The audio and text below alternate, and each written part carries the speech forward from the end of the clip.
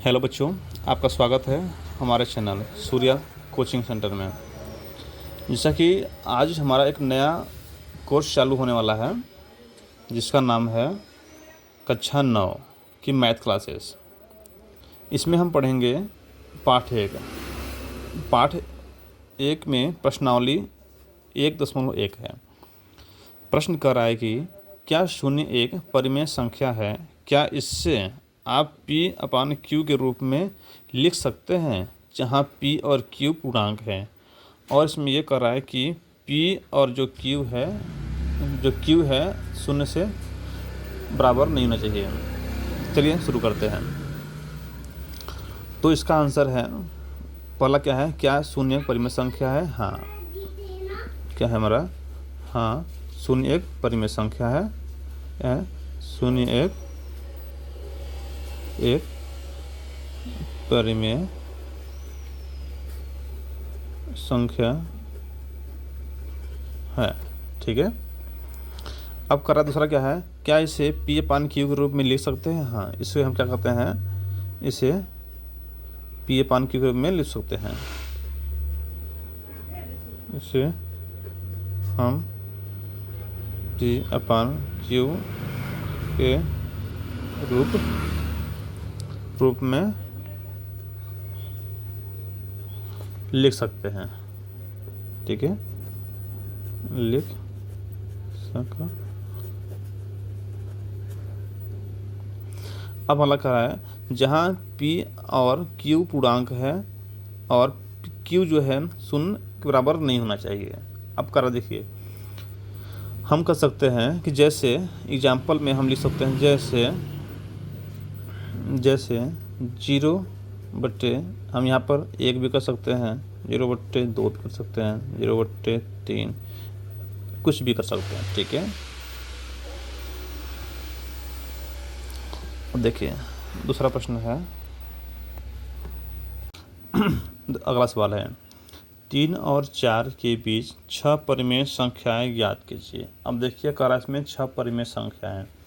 चूँकि जब भी ऐसे सवाल मिले क्या करना होगा, अब जब 6 परिमेय बोला है तो 6 में 1 को हम जोड़ देंगे।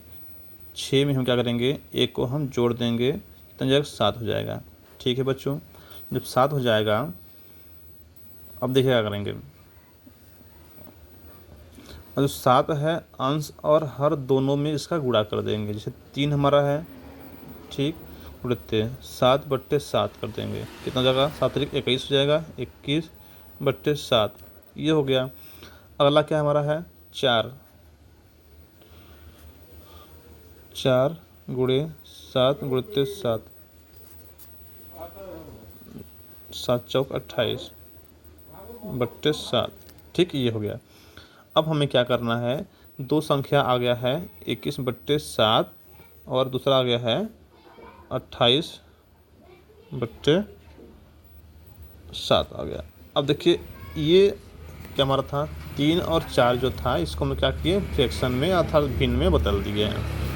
अब कर रहा है कि 21/7 से लेकर 28/7 के बीच में 6 परिमेय ज्ञात करना है। ठीक है, तो जाएगा 22/7, 23/7, 24/7, 25/7, तो नीचे लिख लेते हैं हम 26/7, 27/7। ठीक है, ये हमारा हो गया। क्या हो गया हमारा, 21/7 से लेकर के 28/7 के बीच में 1, 2, 3, 4, 5 और 6, ये 6 परिमेय संख्या हो गई। अगर आप ऐसे नहीं लिख पाते हैं तो आप सिंपल सा क्या करिएगा, दूसरा तरीका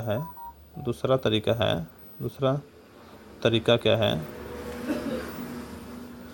इससे हमारा क्या है, 3 और 4 के बीच में निकालना है। ठीक है, तो हम क्या करेंगे, इसके बीच में हम ऐसा नंबर निकालेंगे कि हमारा हल हो जाए।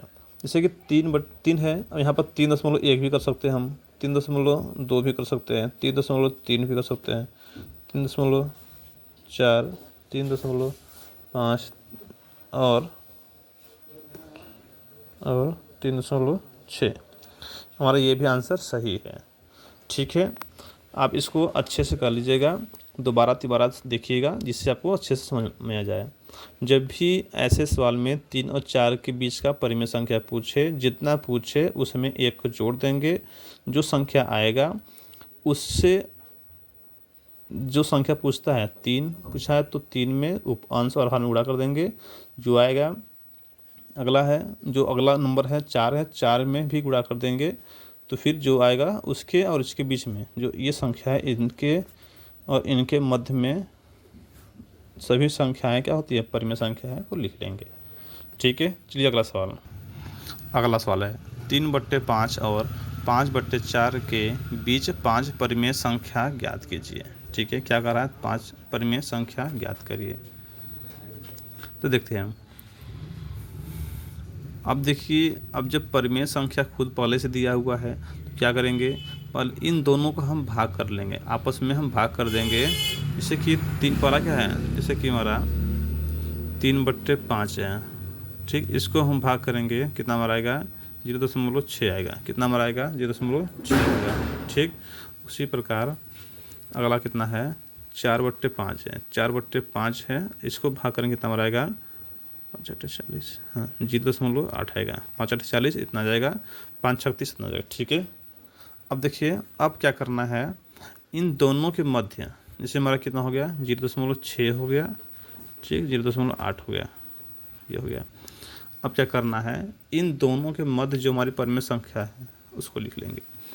कितना हो जाएगा, 0.61 लिख देंगे, 0.62 कर देंगे। ऐसे हम लोग क्या करेंगे, 0.63 हो जाएगा, 0.64 हो जाएगा, 0.665 हो जाएगा। ठीक है, ये संख्या हो गई।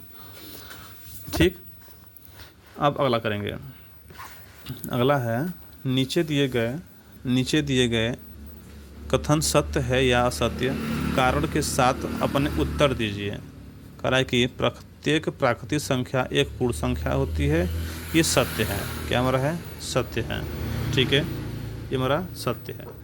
इसका कारण क्या है, जब देखिए प्राकृतिक संख्या क्या होती है, कह रहा है कि प्राकृतिक संख्या एक पूर्ण संख्या होती है, सत्य है। इसका कारण क्या है, अब लिख देंगे, हमें लिख देना चाहिए, क्योंकि सभी प्राकृतिक संख्या, ठीक है, सभी संख्या और शून्य के संग्रह से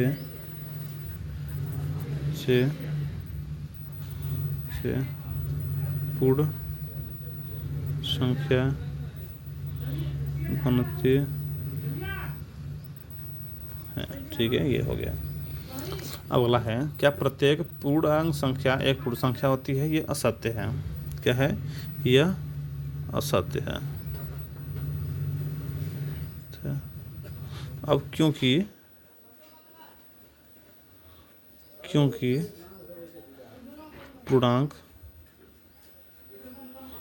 पूर्णांक में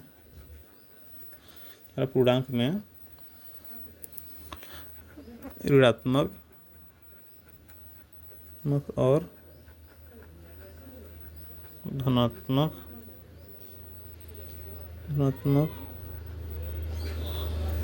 होती है, संख्या होती है। ठीक है, अब देखिए, अगला है, परिमेय संख्या एक पूर्ण संख्या होती है, ये तो नहीं होती है, असत्य होगा, असत्य। क्योंकि परिमेय संख्या सत्य, क्योंकि परिमेय संख्या क्या होती है, संख्या P/Q के रूप में क्या होती है,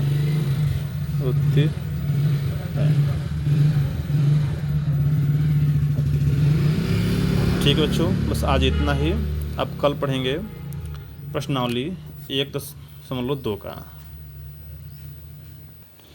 तो कल पढ़ेंगे प्रश्नावली 1.2। बस आज इतना ही।